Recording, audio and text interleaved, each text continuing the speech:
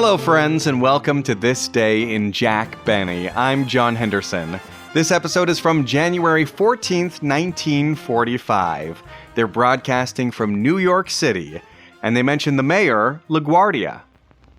I suppose you read in the papers of a decision in the Supreme Court here in New York, special term. They reference the New York night spot, the Stork Club, and its owner, Sherman Billingsley. You see, the Stork Club is the mecca for celebrities from all over the world.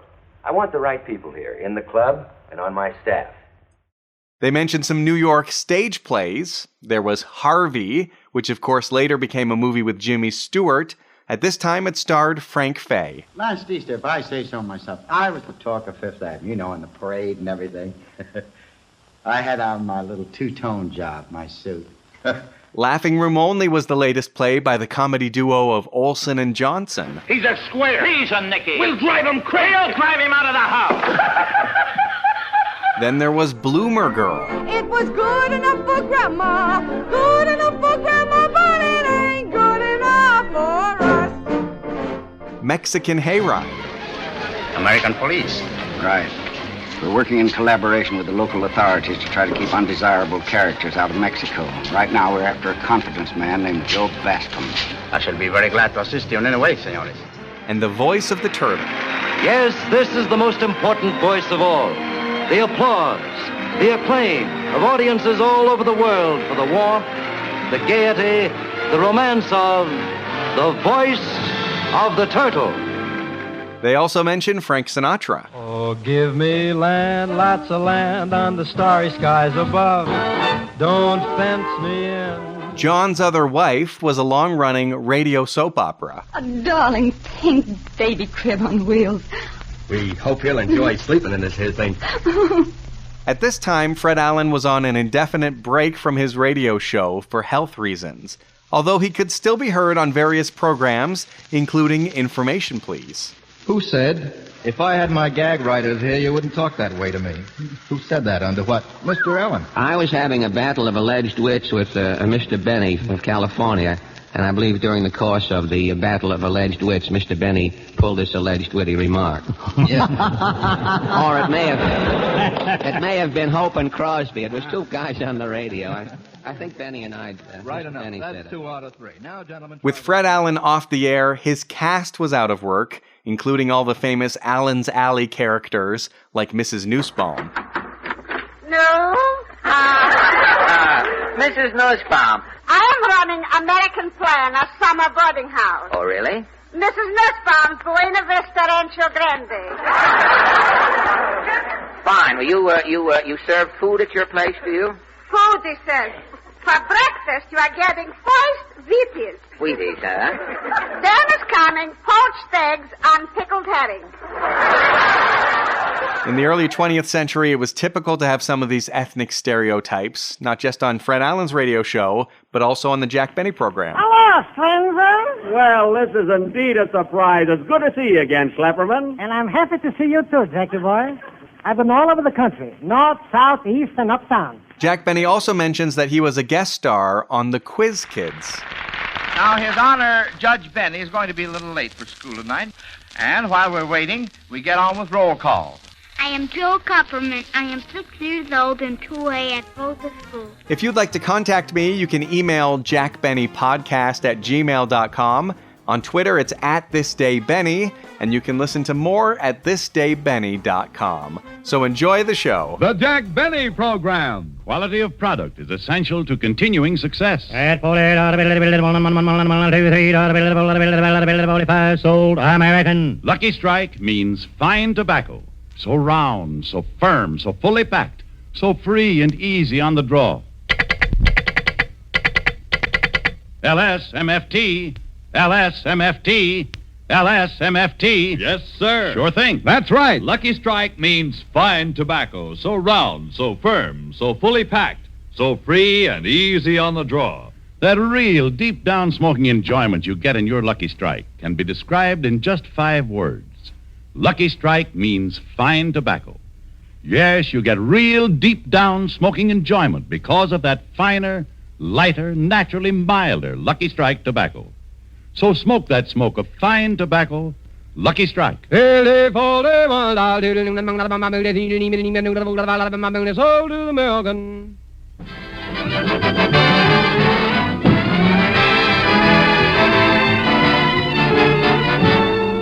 The Lucky Strike program, coming to you from the Astor Hotel in New York City, starring Jack Benny, with Mary Livingston, Phil Harris, Rochester, Larry Stevens, and yours truly, Don Wilson.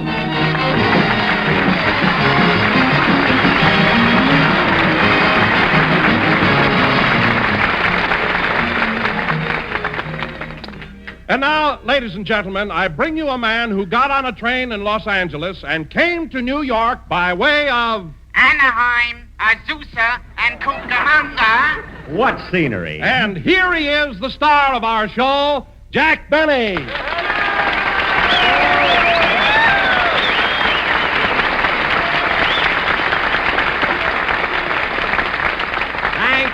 Thank you.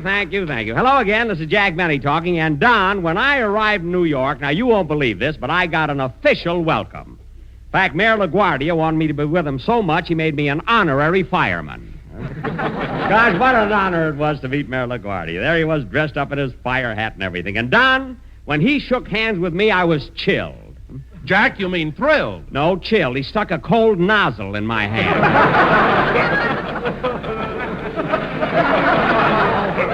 Well, anyway, Don, here we are in New York. What a town. I don't know what it is, but it's so different from Waukegan. Yes, sir. You really love New York, don't you, Jack? Well, I like it, you know. Like it? Why, Jack, when we arrived here, the first thing you did when you stepped off the train was to get down and kiss the ground. I did not. I slipped on the ice. Well, Jack, if you only slipped on the ice, why did you stay down there so long? I told you I was shaking hands with Mayor LaGuardia.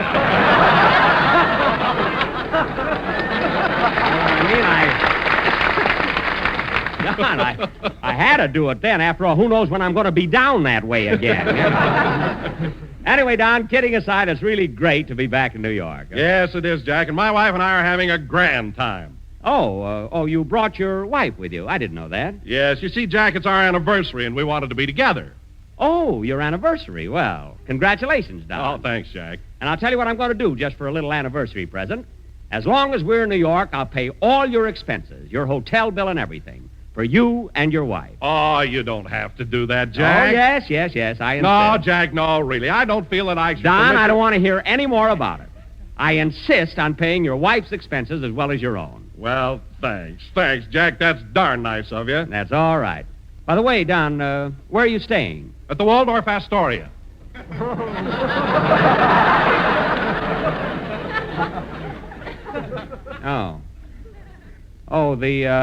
The Waldorf Astoria. Yes, it's on Park Avenue. I know where it is, you big fathead.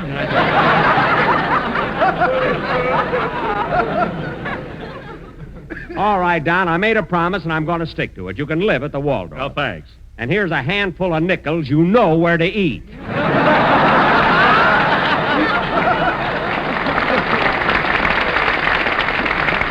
I mean, there's no use standing in line for change. All right, folks, I know the temperature dropped a point, but Harris is here to heat up this joint. Hiya, fellas.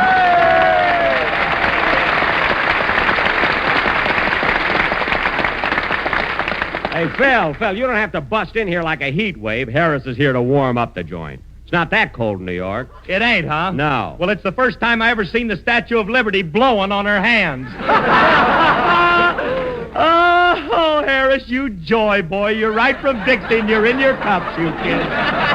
Yes, there. Phil, stop with those silly gags. Everybody who can't stand the cold makes up jokes about it. If you were red-blooded like I am, you could stand this type of weather. Oh, sure. What do you mean, oh, sure? Remember the other morning when you were shaving and cut yourself? Yeah? Your blood came out, went hubba, and crawled right back in again. Well, that happened when I first got here, but I'm getting up. Come in. Mr. Benny, I'd like to introduce myself. I'm Mr. Beck, the manager of the Astor Hotel. Now, how do you do, sir? And since you're honoring us by broadcasting from our ballroom, I want to make sure that nothing interferes with your program. Well, thank you. You're very considerate. Are the microphones working all right? Yes.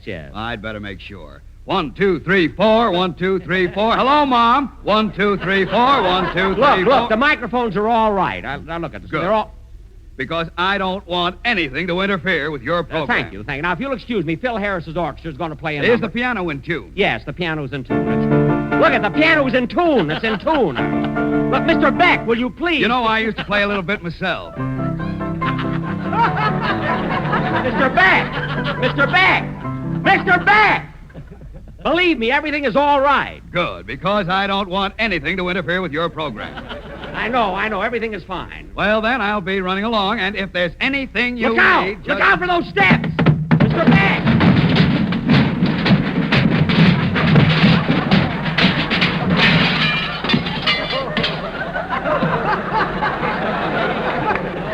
I knew that would happen. I knew it. Play, Phil.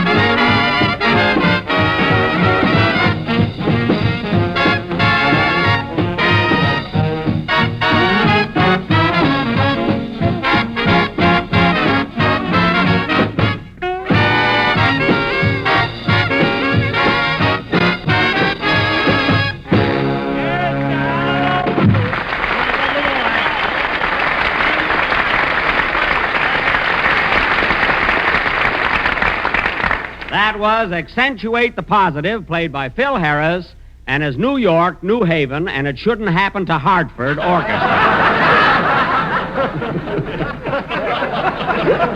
It's the one I wanted Mary to hear at home. Say, Phil. I love that gag. Say, Phil, where did you pick up these boys? Oh, what are you talking about? This is my regular orchestra. I brought them from Hollywood. From Hollywood? Yeah, you just don't recognize them. They're wearing shoes. Shoes? Oh, yes, they are. Phil, how in the world did you ever get them to put them on? Well, I told them it was a publicity stunt. Oh. Well, are they having fun here in New York? Well, their feet hurt them, but they're having a good time. Well, that's fine. Hey, Donzie, how about you? You enjoying your stay here? I sure am, Phil, especially since my wife is with me. Oh, yeah, I forgot. This is your anniversary, isn't it? Happy anniversary, Don. Well, thanks, Phil. And you know what, Phil? No, what? Well, Jack's paying all the expenses for my wife and me at the Waldorf Astoria. Say, that's great. Jack who?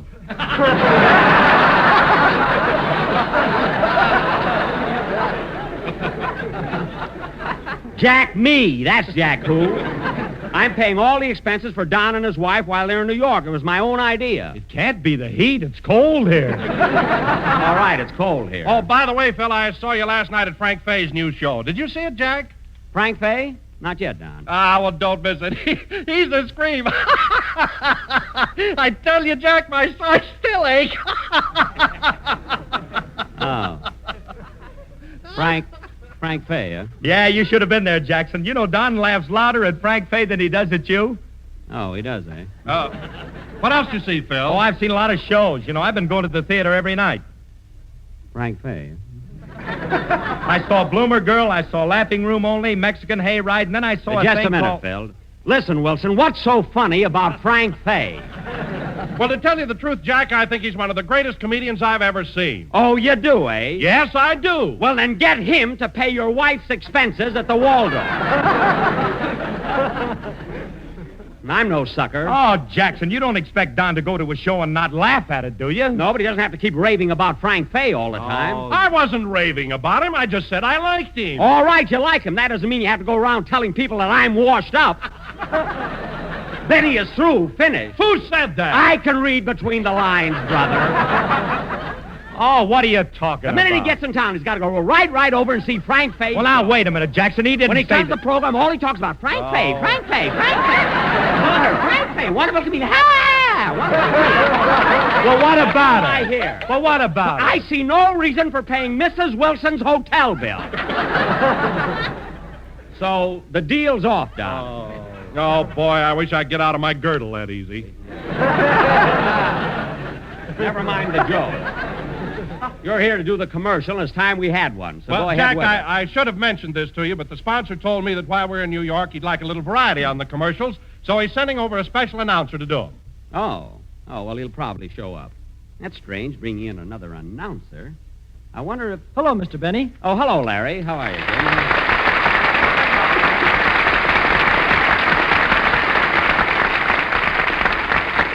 Well, Larry, you got here just in time to do your song. I know, and I'm so nervous. It's the first time I've ever sang in New York.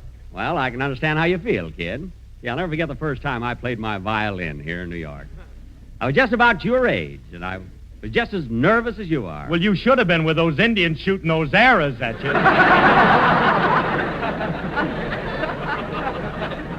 They'll stop exaggerating. Larry's nervous enough as it is. Now go ahead and sing, kid, and don't worry about the Indians. I mean, don't worry about anything. Okay.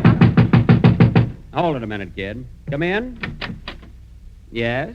Mr. Benny, I'm coming here to welcoming you to New York.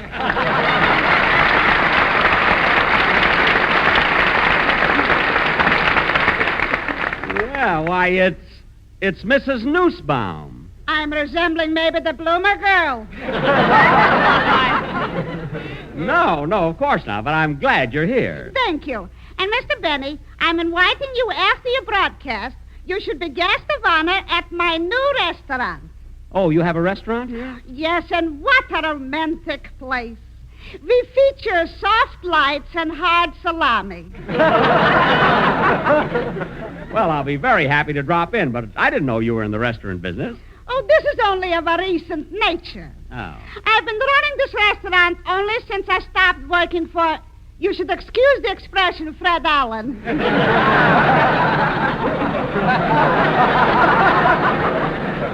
I see. Not only is mine restaurant serving the best from delicacies, but we are also featuring a floor show which would make Herman Billingsley turn Greek with envy. Oh, you have a floor show, too? Yes, and for my featured attraction next week, I'm trying to get Frankie Boy. Oh. You mean Sinatra? Who else? Then Frankie Boy is singing, "Won't you tell me when we should meet again?" I am telling him instantly.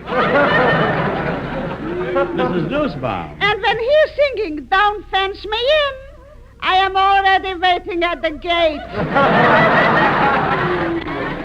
Well, Mrs. Nussbaum, I'll be very happy to come to your restaurant, but how do I get there? First, you are taking the subway. Uh-huh. Then you are crossing the bridge, and you are finding yourself in, you should excuse the expression, Brooklyn. Oh. And, Mr. Benny, you should realize how lucky you are I am inviting you to my restaurant on a Sunday. Why? Well, I will clarify. In my restaurant on Monday, we are having Meatless Tuesday. This is followed by Wheaty-less Wednesday. Uh-huh. Then comes Without Turkey Thursday, which precedes Flounderless Friday. And sugar you positively cannot get on Saturday. Uh-huh. But when you come on Sunday, you are very lucky. Why? Because on Sunday, we're closed altogether.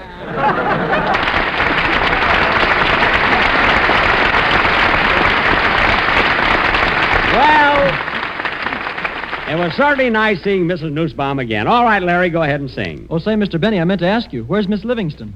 Why, she still has a bad cold, and she's listening to the program at the hotel. I'm sure she'll be with us next week. Well, Mr. Benny, would it be all right if I dedicate my number to her? Oh, that'd be very nice, Larry. I'm sure she'll appreciate it. Go ahead and sing, kid.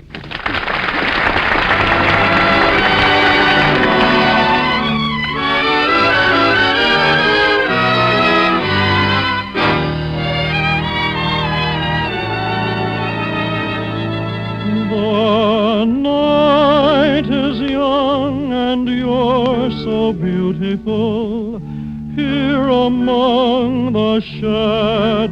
beautiful lady, open your heart. The scene is set, the breezes sing of it, and you get into the swing of it, lady. When do we start? When the lady is kissable and the evening is cool, any dream is permissible in the heart of a fool. The moon is high and you're so glamorous, and if I seem over amorous, lady, what can I do? The night is young, and I'm in love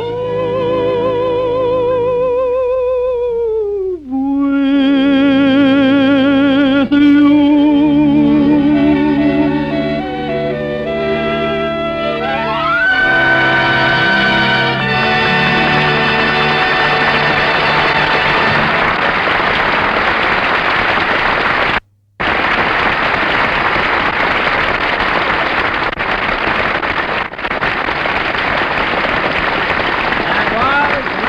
Young and You're So Beautiful, sung by Larry Stevens, the Candy Bar Kid. And I'm sure Mary liked it. Huh? Say, Larry, this is your first trip, Larry. This is your first trip to New York, isn't it? Huh? Yes, Mr. Benny. Well, have you been anywhere? Have you seen any of the sights? Well, I went to Central Park and the Bronx Zoo. Oh. And yesterday, when I was walking along the street, I saw the Empire State Building. Oh, well, you know, that's the tallest building in the world, you know. I know. So I took an elevator and went all the way up to the top. Well, did you look down at the street? Well, what for? I just came from there.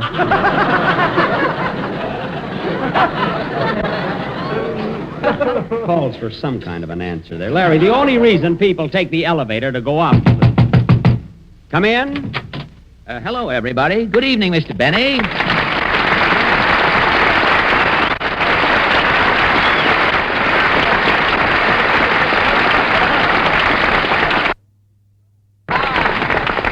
Why, Fred, how are you? Well, I haven't time to bandy pleasantries, Mr. Benny. This really isn't a social call. I'm here on business. Business? Yes. Your sponsor hired me to read the commercial.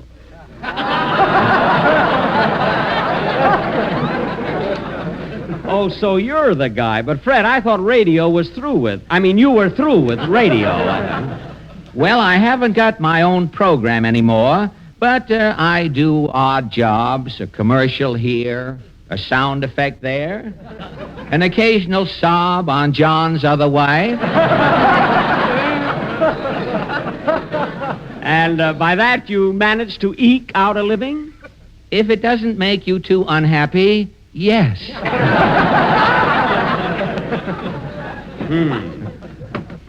And here I am tonight slumming on your show. Slumming, for your information, Alan, my program is right up on top. On top? Listen, Benny, your program is so low, gravity will have nothing to do with it. And you won't find it in there. I called in a little writer who was going by on the street.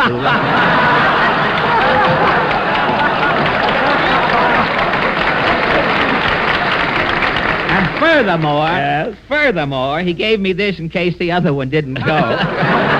Furthermore, your program is so full of corn, its rating goes up and down with the grain market. That's the one we gave you. Yes. And another thing, I don't believe Mary Livingston is sick tonight at all. You just made her stay home so you'd be sure of one listener.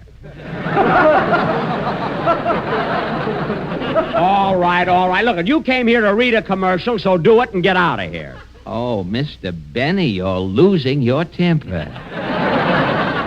I am not losing my temper. Well, your forehead is getting red right up to the roots of your toupee.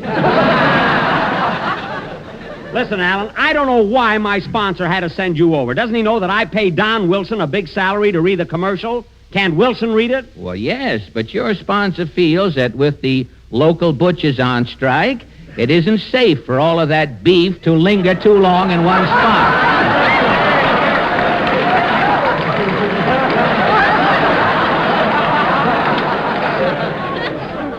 Well, then, all right, read the commercial and get out of here. All right. Well, now, you just step aside, Mr. Benny. I use big words and make gestures. I need a lot of room. Would you step back from the microphone? Go ahead. Thank you. Ladies and gentlemen, Lucky Strike means fine tobacco. Yes, Lucky Strike means fine tobacco. Click, click, click, click, click, click, click, click, click, click, click, click. Click, click, wait a minute. Wait. Are you doing a commercial or do you have lower plate wobble?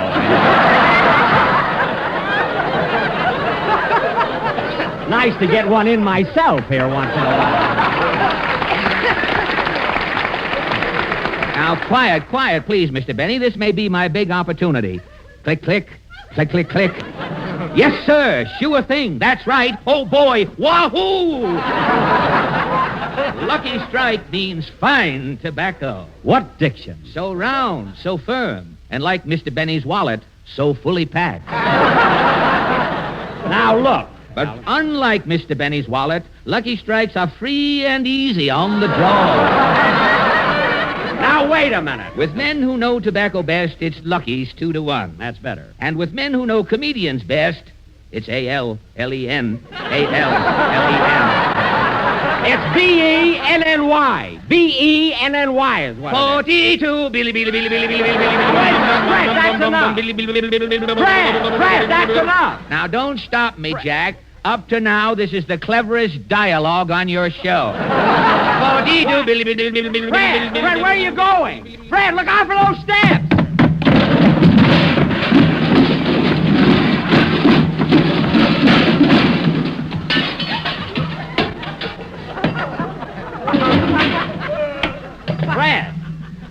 Fred, are you hurt? Fred, say something. Sold America. What a guy.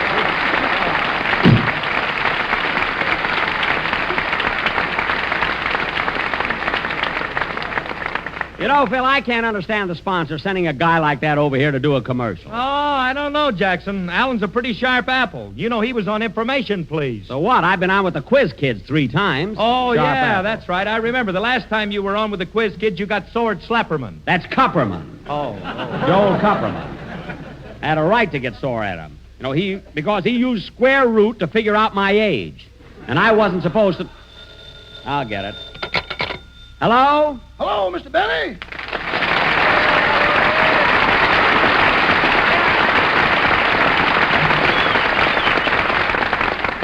Is that you, Rochester? It ain't the voice of the turtle.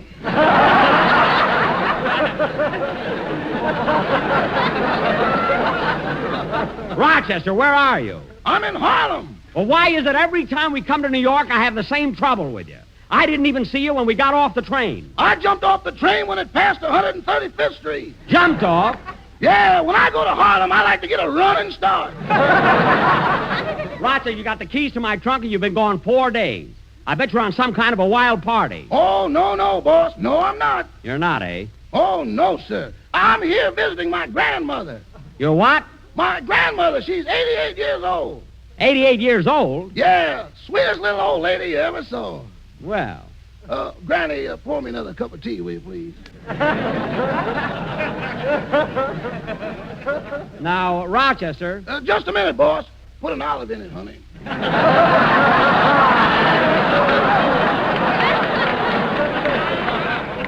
Olive? Rochester, what did you say about an olive? That's my grandmother's name, Olive Johnson. What? I got a cousin named Pimento. Rochester, you're not telling me the truth, and I just happen to remember that your grandmother lives in Los Angeles. Oh, that's the grandmother on my father's side. This is the one on my mother's side. What about the grandmother you said you had in Chicago? She joined the wax.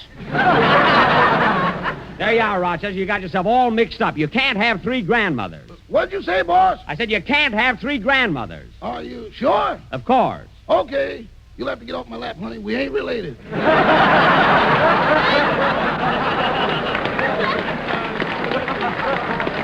Now, Rochester, you're not fooling me. I know you're at a party. I want you to be at my hotel in an hour. Goodbye. But, boss, can I stay just a little longer? If I leave now, it'll break up all the fun. Why, how many people are there at the party? 22. 22? Then how can your leaving make any difference? Because 21 of them are girls.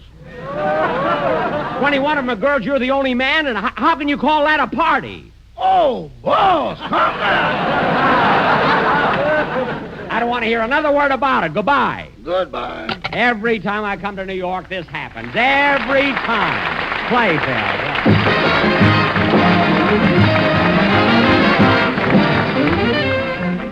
Jack will be back in just a minute, but first, here's my good friend L.A. Speed Riggs. I've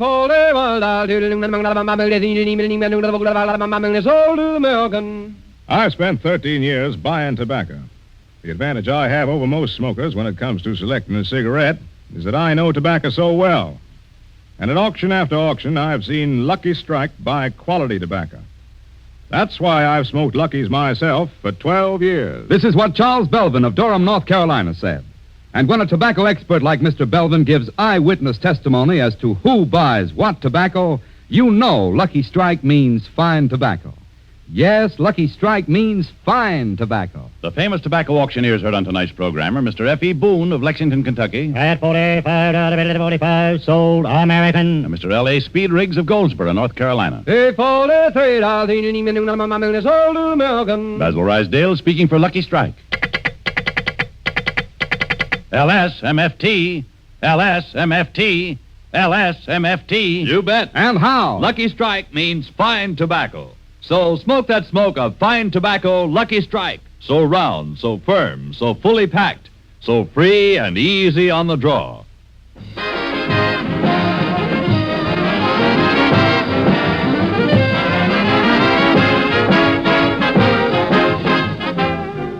Fred, I want to thank you for coming over. It's nice of my sponsor to have you do the commercial. Well, I want to thank you, too, Jack. Thank me? What for? Well, your sponsor said you'd pay me. Oh. There he goes again, folks, with that oh. For 12 years now, he's been going oh. You know, someday he's going to ad-lib a fourth oh, and his writers will go out and drop dead in a body. You hear that, folks? He said, what a change of pace. Look, Fred, instead of sending you a check, I'll be a guest on your program. But, Jack, I haven't any program. Well, then I'll just walk around with you for about a half hour someday. Good night, folks. Good night.